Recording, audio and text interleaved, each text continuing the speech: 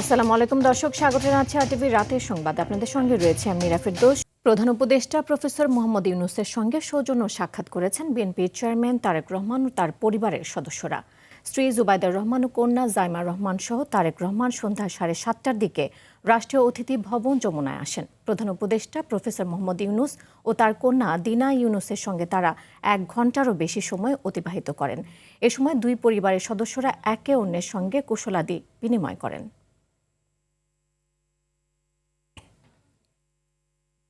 সড়কের পাশে দাঁড়িয়ে থাকা বেসরকারি শিক্ষক নিবন্ধন ও প্রত্যয়ন কর্তৃপক্ষ এনটিআরসিএ নিবন্ধনকারী নিয়োগ প্রত্যাশী শিক্ষকদের দাবির কথা শুনেছেন বিএনপি চেয়ারপারসন তারেক রহমান। দুপুরে রাজধানীর গুলশানে নিজ বাসভবন থেকে চেয়ারপারসনের কার্যালয়ে প্রবেশের পথে গাড়ি থেকে নেমে রাস্তায় দাঁড়িয়ে তাদের সঙ্গে সাক্ষাৎ করেন তিনি। এ সময় চাকরিতে দ্রুত নিয়োগ, দীর্ঘসূত্রতা নিরসন এবং ন্যায্য অধিকার নিশ্চিত করার দাবি জানান আন্দোলনরত শিক্ষকরা। নিয়োগ প্রত্যাশী শিক্ষকদের বক্তব্য মনোযোগ দিয়ে শোনেন এবং তাদের ন্যায্য দাবির প্রতি সহমর্মিতা প্রকাশ করেন বিএনপি চেয়ারম্যান।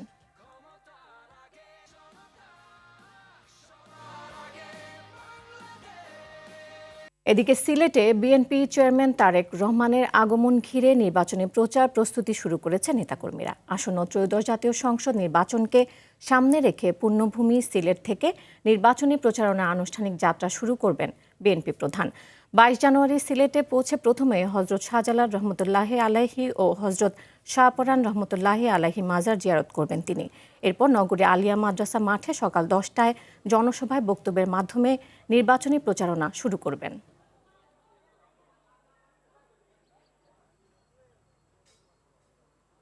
22 তারিখ সকাল 10 ঘটিকার সময় আলিয়া মাদ্রাসা ময়দানে সমাবেশ হবে এবং সেই সমাবেশে একটি ইতিহাস সৃষ্টি হবে। সেই সমাবেশে লক্ষ লক্ষ মানুষের উপস্থিতি ঘটবে, সেটি আমরা বিশ্বাস করি। এই কারণে যে বিভিন্ন শ্রেণী পেশার মানুষ কিন্তু সেই সমাবেশকে সফল করার জন্য ইতিমধ্যে প্রস্তুতি সম্পন্ন করেছে। নির্বাচন কমিশনের পোস্টাল ব্যালট ব্যবস্থাপনায় বিএনপি ক্ষতিগ্রস্ত হচ্ছে বলে অভিযোগ করেছেন দলের স্থায়ী কমিটির সদস্য সালাউদ্দিন আহমদ। পোস্টাল ব্যালট বিতর্ক নির্বাচনের স্বচ্ছতাকে প্রশ্নবিদ্ধ করবে বলে মন্তব্য করেন স্থায়ী কমিটির সদস্য আমির খসরু মাহমুদ চৌধুরী। ব্যালটে ধানের শীষের অবস্থান নিয়ে যে ধোঁয়াশা তৈরি হয়েছে তার জবাব ইসিকে দিতে হবে বলেও জানান আমির খসরু। রুদ্র রফিকের রিপোর্টে থাকছে এই বিস্তারিত। প্রবাসীদের ভোটাধিকার প্রয়োগের জন্য পাঠানো পোস্টাল ব্যালট নিয়ে চরম অস্বস্তিতে বিএনপি। এ নিয়ে প্রধান নির্বাচন কমিশনারের সঙ্গে বৈঠক করেন দলটির স্থায়ী কমিটির সদস্য সালাউদ্দিন আহমেদের নেতৃত্বে একটি প্রতিনিধি দল। বৈঠক শেষে সালাউদ্দিন আহমদ প্রবাসে পোস্টাল ব্যালটের উন্মুক্ত ব্যবহারে উদ্বেগ জানান। যেহেতু বাংলাদেশে প্রবাসীদের ভোটদানের এই নিয়মটা এই প্রথম এক্সারসাইজ হচ্ছে, এখানে কিছু ভুলভ্রান্তি থাকতে পারত, তবে যে ভুলভ্রান্তিটা হচ্ছে এখানে আমরা ভিক্টিমাইজড, আমরা ক্ষতিগ্রস্ত হচ্ছি এবং একটি নির্দিষ্ট রাজনৈতিক দলের পক্ষ হয়ে কিছু কিছু এখানে কাজ হয়েছে বলে আমাদের ধারণা, এবং সেটা প্রকাশিত হয়েছে। আসলে ধারণাও নয়, সেটা প্রমাণিত হচ্ছে। চট্টগ্রাম মা ও শিশু হাসপাতালে বেগম খালেদা জিয়ার স্মরণে দোয়া মাহফিলে যোগ দিয়ে স্থায়ী কমিটির সদস্য আমির খসরু মাহমুদ চৌধুরী বলেন, দেশের মানুষ আর কোনো বিতর্কিত নির্বাচন দেখতে চায় না। বিএনপির ধানের শীষ কেন ভাসের মধ্যে পড়ছে, কেন ওই জায়গায় আসছে, এটার উত্তর তো ওনারা দিতে পারবেন। আমি আশা করছি শুধু উত্তর নাই, এটার ওনারা একটা প্রতিকারও করবে, যাতে করে নির্বাচন নিয়ে কোনো প্রশ্ন না আসে। এদিকে রাজধানীর জাতীয় প্রেস ক্লাবে জাতীয়তাবাদী প্রবাস প্রত্যাগত শ্রমিক দলের উদ্যোগে বেগম খালেদা জিয়ার জন্য আয়োজিত দোয়া মাহফিলে যোগ দেন স্থায়ী কমিটির সদস্য নজরুল ইসলাম খান। এ সময় তিনি প্রবাসীদের কল্যাণে স্থায়ী কাঠামো গড়ে তোলার তাগিদ দেন। তাদের কল্যাণের জন্য একটা স্থায়ী কাঠামো দাঁড় করানো, একটা স্থায়ী ব্যবস্থা প্রতিষ্ঠা করা, তাদের কল্যাণের জন্য দেশনেত্রী বেগম খালেদা জিয়া বা বিএনপি সরকারের আন্তরিকতার প্রমাণ। প্রেস ক্লাবের সামনে বেগম জিয়ার স্মরণে অসহায়দের মাঝে কম্বল বিতরণ অনুষ্ঠানে যোগ দিয়ে দলের ভাইস চেয়ারম্যান শামসুজ্জামান দুদু বলেন, নির্বাচনের ব্যত্যয় হলে কঠিন সংকটে পড়বে দেশ। এই নির্বাচনে যদি কোনো রকম ব্যত্যয় ঘটে তাহলে দেশের গণতন্ত্র প্রতিষ্ঠার যে স্বপ্ন সেটা বিঘ্নিত হবে, দেশের স্বাধীনতা সার্বভৌমত্ব বিঘ্নিত হবে। এছাড়াও সাবেক প্রধানমন্ত্রী বেগম খালেদা জিয়ার স্মরণে শুক্রবার বাদ-জুমার সংসদ ভবনের দক্ষিণ প্লাজায় শোক সভার আয়োজন করেছে নাগরিক সমাজ। কৃষিবিদ ইনস্টিটিউটে সংবাদ সম্মেলনে এ তথ্য জানানো হয়। বক্তব্য পেশ করবেন রুদ্র রফিক, RTV, ঢাকা। বিভিন্ন উপায়ে জাতীয় নির্বাচনের লেভেল প্লেইং ফিল্ড নষ্ট করা হচ্ছে, আর এর মাধ্যমে একটি বিতর্কিত নির্বাচন প্রক্রিয়া সৃষ্টি হতে যাচ্ছে। সন্ধ্যায় গুলশানের সংবাদ সম্মেলনে একথা বলেন বিএনপি নির্বাচন পরিচালনা কমিটির মুখপাত্র মাহদি আমিন। তিনি বলেন, বিশেষ একটি রাজনৈতিক দল তাদের স্বার্থ হাসিল করার জন্য ধর্মীয় অনুভূতির ক্রমাগত অপব্যবহার চালিয়ে যাচ্ছে। প্রবাসীদের পোস্টাল ভোটের ক্ষেত্রেও প্রতারণার আশ্রয় নেওয়া হচ্ছে। কৌশলে ধানের শীষ প্রতীকের সাথে বৈষম্য করা হয়েছে। এ সময় গুজবের বিরুদ্ধে সবাইকে সচেতন থাকার আহ্বান জানিয়ে মাহদি আমিন বলেন, বিএনপি চেয়ারম্যান তারেক রহমানের স্ত্রী ডাক্তার জুবাইদা রহমানের নামে ফেসবুকে কোনো অ্যাকাউন্ট নেই। তার মেয়ে জাইমা রহমানের নামে থাকা দুটি ভেরিফাইড অ্যাকাউন্টের বাইরে সবগুলোই ভুয়া। আমরা দুঃখজনকভাবে লক্ষ্য করছি, পোস্টাল ব্যালটের ক্ষেত্রে ধানের শীর্ষের যে অবস্থান সেটি অনেকটাই এমন যা সহজে খুঁজে পাওয়া যাচ্ছে না।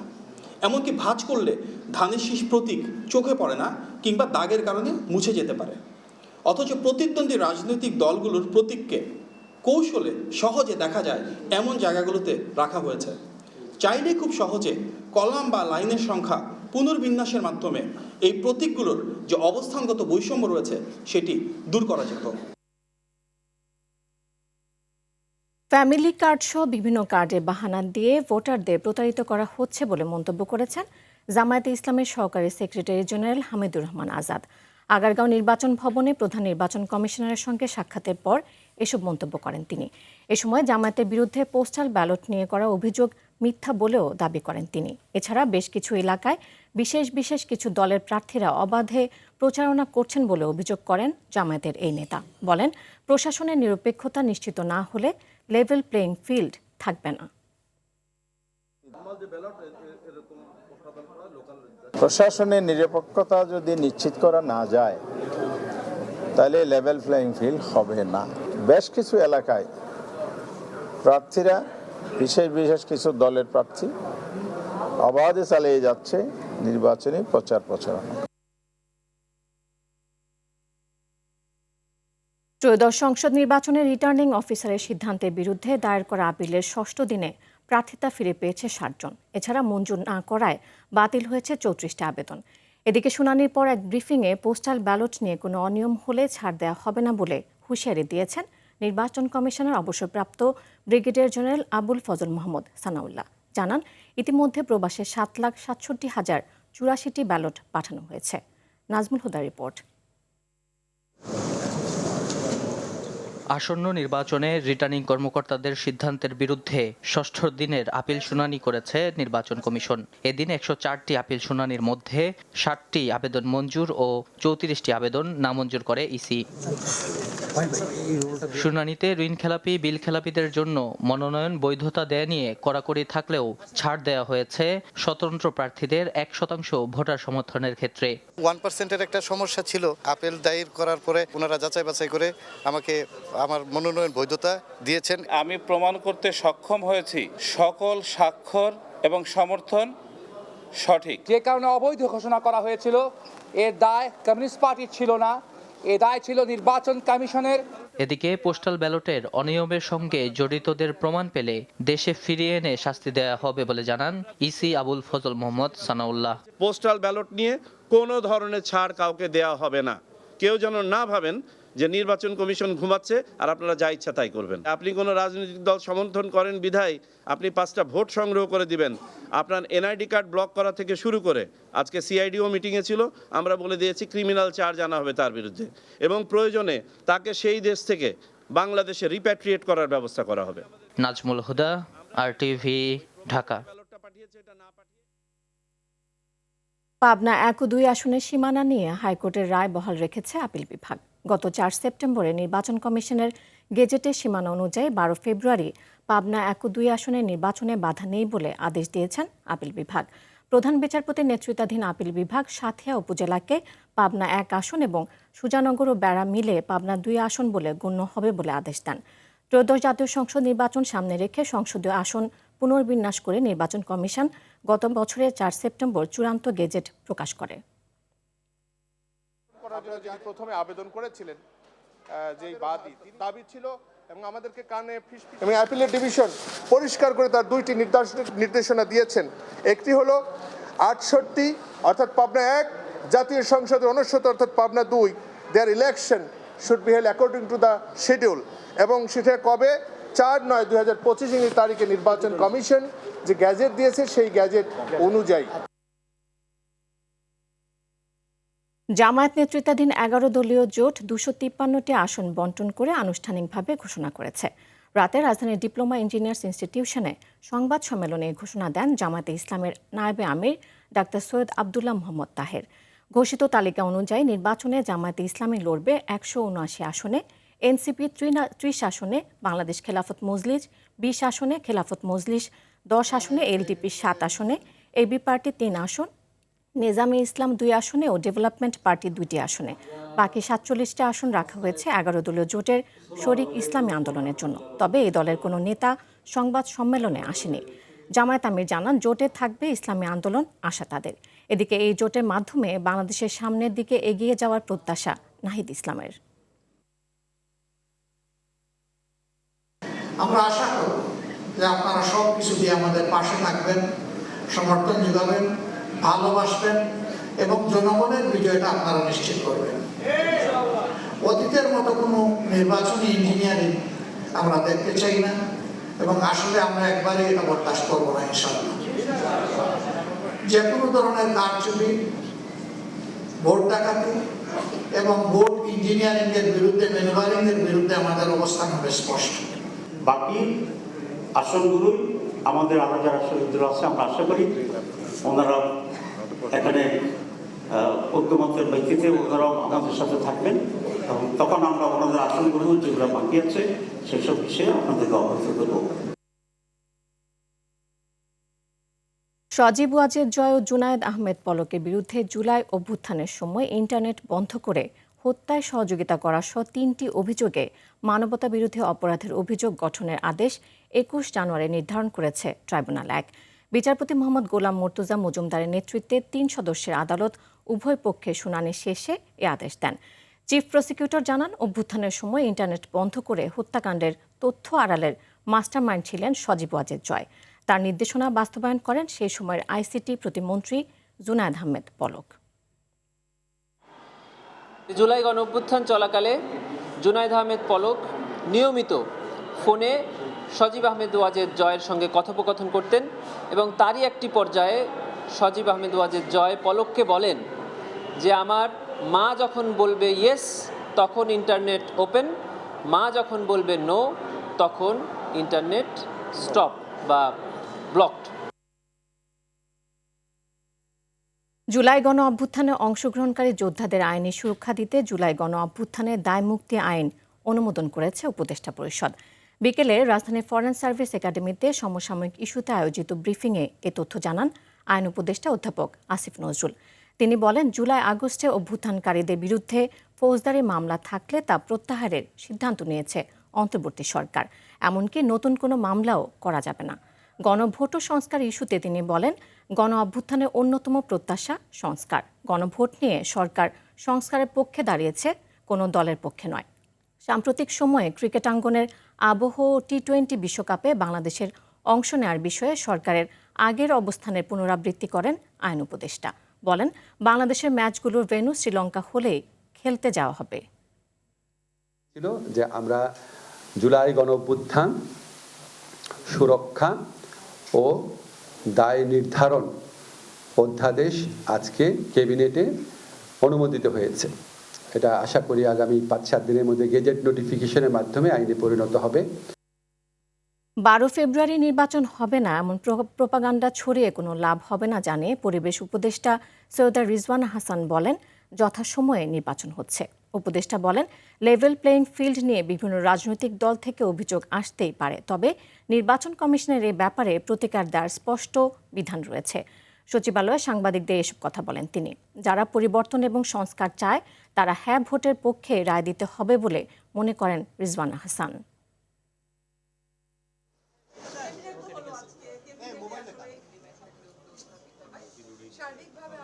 সরকারের নিরপেক্ষতার প্রশ্ন আসতে পারে না। সরকার কোনো রাজনৈতিক দলের পক্ষ নিচ্ছে না, এটা একেবারেই স্পষ্ট। সরকার সাধারণ ভোট নিয়ে কোনো কথা বলছে না, সরকার শুধু গণভোট নিয়ে কথা বলছে। কারণ সংস্কারটা এই সরকারের একটা অঙ্গীকার কেবল না, এই সরকারের একটা দায়িত্ব হিসেবেই আমাদেরকে দেয়া হয়েছে। ব্রাহ্মণবাড়িয়া সরাইল উপজেলার কালীকচ্ছ বাজারে যাত্রা শুরু করল ইলেকট্রনিক্স জায়ান্ট ওয়ালটনের এক্সক্লুসিভ পরিবেশক শোরুম আরিশা ইলেকট্রনিক্স। সদ্য চালু হওয়া এই শোরুমে পাওয়া যাচ্ছে ওয়ালটন ব্র্যান্ডের সর্বাধুনিক প্রযুক্তি ও ফিচারের ব্যাপক বিদ্যুৎ সাশ্রয়ী fridge, smart fridge, TV, AC, washing machine, fan, rice cooker, Blender, oven, LED light, laptop, computer, mobile phone সহ ইলেকট্রিক্যাল, ইলেকট্রনিক্স, আইসিটি, হোম ও কিচেন অ্যাপ্লায়েন্স। সম্প্রতি জাঁকজমকপূর্ণ আয়োজনের মধ্য দিয়ে ফিতা কেটে নতুন পরিবেশক শোরুমটির উদ্বোধন করেন ওয়ালটনের additional managing director Eva Rizwana এবং সিনিয়র এক্সিকিউটিভ ডিরেক্টর জনপ্রিয় চিত্রনায়ক আমিন খান। এ সময় উপস্থিত ছিলেন ওয়ালটনের এক্সিকিউটিভ ডিরেক্টর আসিফুর রহমান মল্লিক, আরিশা ইলেকট্রনিক্সের স্বত্বাধিকারী রফিকুল ইসলাম সহ স্থানীয় গণ্যমান্য ব্যক্তিবর্গ। ইরানে চলমান সরকার বিরোধী বিক্ষোভ ঘিরে ক্রমে উত্তপ্ত হয়ে উঠছে মধ্যপ্রাচ্যের পরিস্থিতি। সম্ভাব্য সংঘাতের আশঙ্কায় এই অঞ্চলে আবারও বিমানবাহী রণতরী মোতায়েনের সিদ্ধান্ত নিয়েছে যুক্তরাষ্ট্র। অন্যদিকে নিরাপত্তা উদ্বেগের মধ্যেই সাময়িকভাবে বন্ধ রাখার পর আকাশসীমা খুলে দিয়েছে তেহরান। এছাড়া গ্রেফতারকৃত বিক্ষোভকারীদের ফাঁসি দেওয়া হবে না বলে জানিয়েছে যুক্তরাষ্ট্র ও ইরান। পরিচালক নাজমুল ইসলামের প্রকাশ্যে ক্ষমা চাওয়া সহ বিসিবি থেকে সরানোর নতুন 2 দাবি মেনে নিলে কাল থেকে মাঠে ফিরবেন ক্রিকেটাররা। বৃহস্পতিবার রাতে ক্রিকেটার্স ওয়েলফেয়ার অ্যাসোসিয়েশনে দেয়া এক বিবৃতিতে এই 2 দাবির কথা বলা হয়েছে। এর আগে ক্রিকেটারদের দেয়া আলটিমেটামের পরও পরিচালক পদ থেকে নাজমুল ইসলাম পদত্যাগ না করায় আজ মাঠে গড়ায়নি বিপিএলের নির্ধারিত 2টি ম্যাচ। আর টিকিট কেটেও খেলা দেখতে না পেরে বিকেলে মিরপুরের স্টেডিয়ামের সামনে দর্শকরা সড়ক অবরোধ ও ভাঙচুর করে। বিস্তারিত মাহফুজুল ইসলামের রিপোর্টে। নাজমুল ইসলামের বিসিবি থেকে পদত্যাগের দাবি ছিল বুধবার। বৃহস্পতিবার সে দাবিতে অনড় থাকা ক্রিকেটাররা বয়কট করে দিনের 2টি ম্যাচ। বৃহস্পতিবার দুপুরে রাজধানীতে সংবাদ সম্মেলনে শান্ত মিরাজ, লিটন মুস্তাফিজের মতো জাতীয় দলের ক্রিকেটারদের পাশাপাশি বিপিএলে অংশ নেওয়া ক্রিকেটারদের নিয়ে কোঅপ সভাপতি মিথুনের সংবাদ সম্মেলনের পর নড়েচড়ে বসে বোর্ড। অর্থ বিভাগের দায়িত্ব থেকে সরিয়ে দেওয়া হয় নাজমুলকে। আমরা আসলে আজকে এই অবস্থা ক্রিকেটাররা স্পষ্ট করে জানান, নাজমুল ইসলাম বিসিবি থেকে পদত্যাগ না করা পর্যন্ত তারা মাঠে ফিরবেন না। তবে বিসিবি আগামী 48 ঘন্টার মধ্যে যদি নাজমুল ইসলামের পদত্যাগের নিশ্চয়তা দেয় তাহলে মাঠে ফিরতে তাদের আপত্তি নেই। আমরা কনভিন্স না হওয়া পর্যন্ত তো আমরা খেলতে পারি না। আমাদের তো আগে কনভিন্স হতে হবে যে ঠিক আছে আমরা এই শর্তে খেলতে গেলাম, আপনাদেরকে তো আমাদের একটা অ্যান্সার দিতে হবে না যে এই কারণে আমরা আমাদের স্ট্যান্ড থেকে সরে আসলাম। তো ওই রকম কোনো তো আমরা এখনো পাইনি। আমাদের কাছে সেকেন্ড কোনো অপশন নাই, কারণ একজন মানুষ ক্রিকেটকে এইভাবে ছোট করার পরে আমি মনে করি না উনি ডিজার্ভ করেন ক্রিকেট রিলেটেড কোনো জায়গায় থাকতে। সন্ধ্যায় কিছুটা নরম হয় ক্রিকেটারদের সুর। বিসিবিকে 2 দাবির কথা জানান তারা। প্রকাশ্যে ক্ষমা চাওয়ার পাশাপাশি নাজমুলকে বিসিবি থেকে সরানোর প্রক্রিয়া অব্যাহত রাখার দাবি ক্রিকেটারদের। তা নিশ্চিত হলে শুক্রবার থেকেই মাঠে নামবেন ক্রিকেটাররা। এদিকে ম্যাচ না হওয়ায় ক্ষুব্ধ বিপিএলের দর্শকরা মিরপুরের স্টেডিয়ামের বাইরে সড়ক অবরোধ করে বিক্ষোভ করে। স্টেডিয়ামের বাইরে কিছু স্থাপনায় ভাঙচুরও করে। খেলা আদৌ তো হবে কি না হবে তোমরা কইয়া দাও, তাও কইতে পারে না। তাহলে হইল কি আমরা কোথায় যাব এখন? এদিকে তো আমরা থাবড়ানি খাচ্ছি, মানে এক টিকেটে 2 খেলা, এখন খেলা থাকে বেগ গে, তাহলে আমাদের বাদ বাকি 150 টাকার কি? পরিস্থিতি নিয়ন্ত্রণে আনতে পরে সেনাবাহিনী মোতায়েন করা হয়। মাহফুজুল ইসলাম, RTV, ঢাকা।